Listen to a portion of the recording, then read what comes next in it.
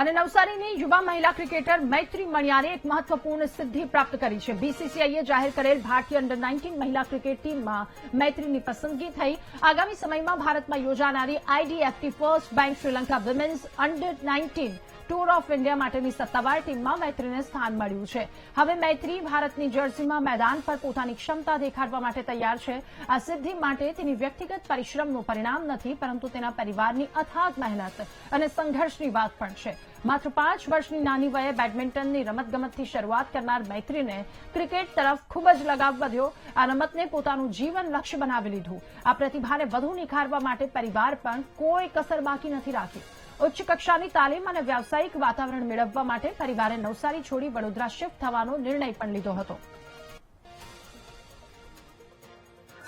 અમારા SS Agarwal sports academy જે cricket academy છે તેની દીકરી મૈત્રી આજે દેશ લેવલે વિશ્વ લેવલે પોતાનું નામ મોખરે કરે છે।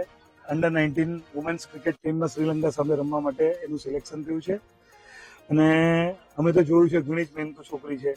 400, 500 બોલ બેટિંગ કરવાની, 300, 400 બોલ બોલિંગ કરવાની, 500, 700 બોલ ફિલ્ડિંગ કરવાની। આ બધું કરવા પછી સ્ટડીનું બી તમારે માર લાગે, બધું લાગે, પેરેન્ટ્સને મહેનત લાગે, પૈસા લાગે, બહાર રાખવું પડે, બરોડા રાખવું પડે, બધી જગ્યાએ બરોડા ક્રિકેટ એસોસિએશનનો બી આભારી છું કે જ્યારે આટલી સારી પ્રતિભાવાળી દીકરી છે તેને તક આપી, તક આપીને આગળ વધારવામાં આવી। પહેલા તો ક્રિકેટ જેની એઝ અ કે નોર્મલ એક સ્પોર્ટ્સ હોવું જોઈએ તમારા સાથે કે તમે ફિટ રહો। મારી મમ્મીનો બી એ જ ગોલ હતો કે તું ભણવા સાથે એક સ્પોર્ટ ચૂઝ કરે તો સારું રહેશે। બટ 1 વર્ષ 2 વર્ષ થયા પછી મને લાગ્યું કે આમાં કરિયર જઈ શકે છે, તો પછી મેં સ્ટાર્ટ કર્યું ક્રિકેટને, કારણ કે મને એટલો ઇન્ટરેસ્ટ આવતો હતો એમાં કે મને જ નથી ખબર પડતી કે ટાઈમ ક્યારે જતો રહેતો હતો। એના પછી પહેલા 5 વર્ષમાં ઈટાળવા પર પ્રેક્ટિસ કરી, એના પછી અહીંયા અગરવાલ પર પ્રેક્ટિસ ચાલુ કરી। But at the same time હું બરોડા શિફ્ટ થઈ ગઈ। ત્યાંના સિલેક્ટર્સે વાત કરી હતી મમ્મી પપ્પા સાથે કે બરોડા શિફ્ટ થાય તો વધારે ઓપોર્ચ્યુનિટી મળશે, એક્સપોઝર મળશે।